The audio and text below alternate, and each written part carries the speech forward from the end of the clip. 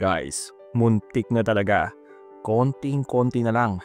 Goodbye 200,000 pesos. Office? Check. Permit? Check. Testimonials? Check.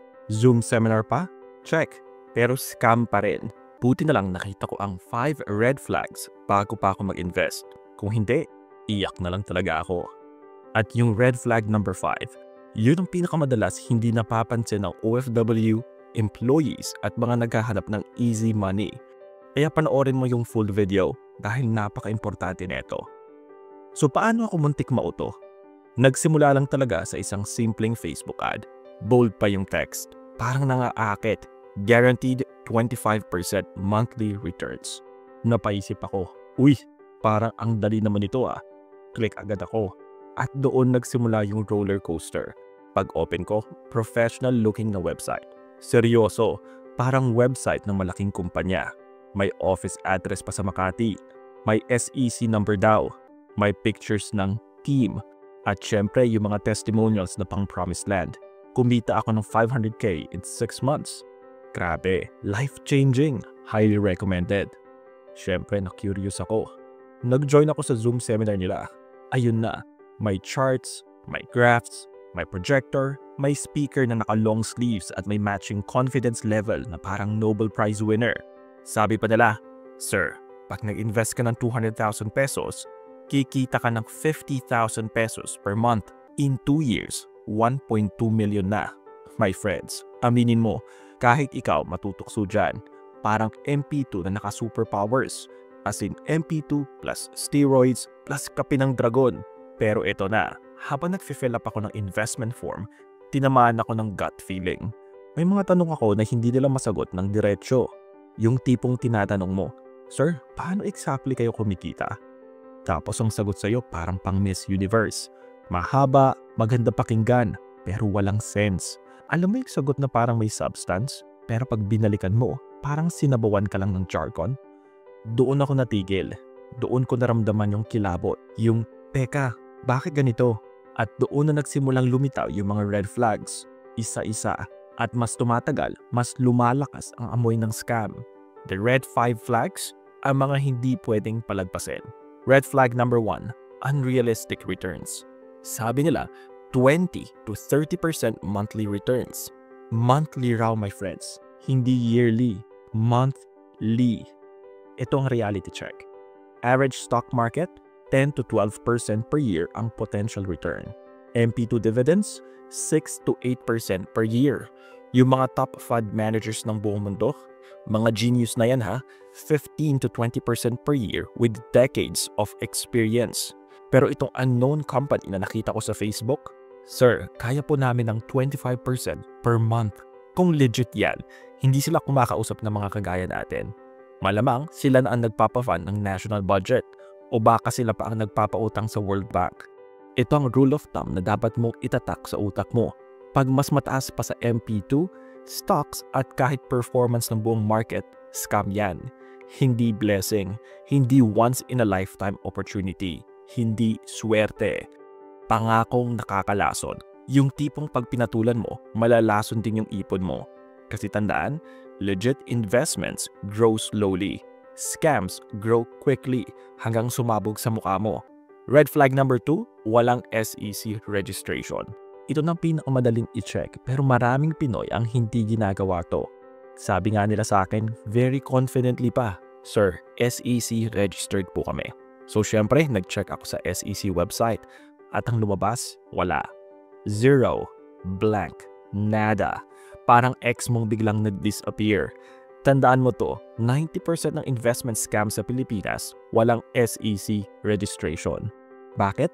Kasi once na pumasa sila sa SEC, kailangan nilang magsubmit ng documents, financial statements, audits, at doon na makikita ang katotohanan na bulok ang negosyo nila. Kaya ayaw nila magpa-audit, ayaw nila ng transparency.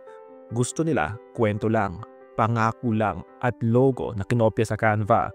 Kaya importante, as in very important, na pumunta ka sa sec.gov.ph at punta ka sa company registration search. I-type mo yung pangalan ng kumpanya.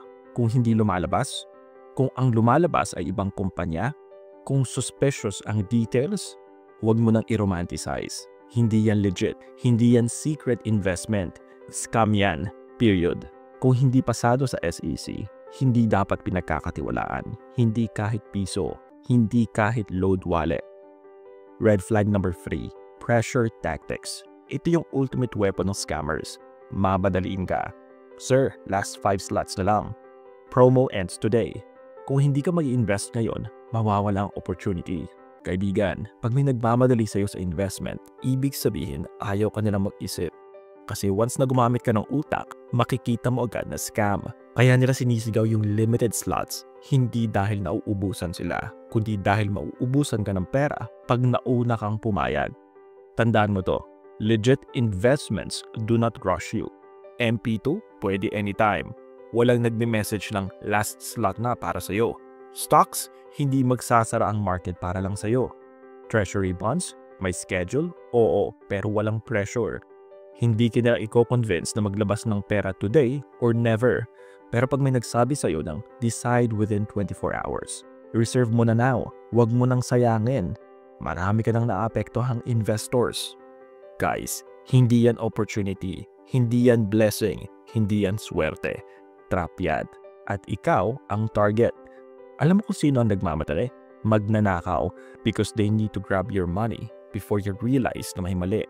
Red flag number 4, vague business model. Ito yung red flag na madalas na hindi napapansin ng mga first-time investors. Kasi ang dami nilang big words na para ang talino nila. Pero kapag pinakinggan mo ng mabuti, parang wala talaga silang sinasabi.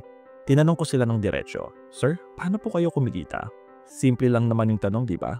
Pero ang sagot sa akin, crypto, forex, global markets, algorithmic trading. Technical po kasi sir, complicated ipaliwanag. Kapag may nagsabi sa'yo ng mahirap i-explain, ibig sabihin hindi nila alam kung anong sinasabi nila. Or ayaw nilang sabihin kasi kapag nalaman mo, tatakbo ka. Legit investments can explain profits simply. MP2, pinapautang sa housing, real estate at bonds. Doon galing ang dividends. Clear. Stocks, kumikita ang company. Pag kumikita sila, tumataas ang value ng stock mo. Clear. Treasury bonds, umutang ang gobyerno. Binabayaran ka ng interest. Clear. Pero ang scams, pa-mysterious, pa-deep, pa-English para pa-impressive. Pero pag tinanggal mo yung jargon, wala palang laman. Parang sopas na puro sabaw. Walang noodles, walang chicken, walang pangtawid gutom. Ganito lagi ang scammer playbook. Magbibigay ng mahabang explanation na technical, complicated, global sounding. Para hindi ka magtanong, para mahiya ka mag-follow up, para isipin mo na, ay, baka ako lang hindi nakaintindi. Pero, hindi ikaw ang bobo. Sila, o mas accurate, sila ang nandilin lang. Here's the rule, kung hindi nila kaya ipaliwanag ang negosyo nila in under 30 seconds, hindi yan negosyo. Ponzi scheme yan. Red flag number 5, testimonials lang, walang proof. Ito ang pinaka-dangerous na red flag. Kasi ito ang pinaka-common at pinaka-nakakaloko. At ito rin ang pinakamadaling hindi napapansin ng OFWs at employees. Bakit nga ba? Kasi pag pagod ka sa trabaho, pag homesick ka, pag mababa ang sahod mo, pag gusto mo ng konting pag-asa sa buhay, mas bumabaksak ang guard mo. Mas madaling maniwala sa, uy, kumita ako ng 300k in 3 months. Passive income lang bro, hindi mo kailangan magtrabaho. May batchmate ako, instant 50k monthly. My friend, hindi ka mahina. Hindi dahil wala kang alam. Hindi yan ang point. Ang point, emotional state mo ang pinibiktima nila. They target Filipinos who are tired, desperate, or hopeful kasi sila ang pinaka-vulnerable sa success stories. Pero ito ang katotohanan. Kapag sinearch mo yung mga testimonials, fake profile, newly created, walang totoong pictures, puro recycled comments, at kuminsan, literal na paid actors. At eto pa, 78% ng investment scams sa Pilipinas nagsisimula sa fake testimonials. Hindi dahil magaling ang mga scammers, kundi dahil ang mga Pilipino ay natural na mapaniwalain sa mga kwento.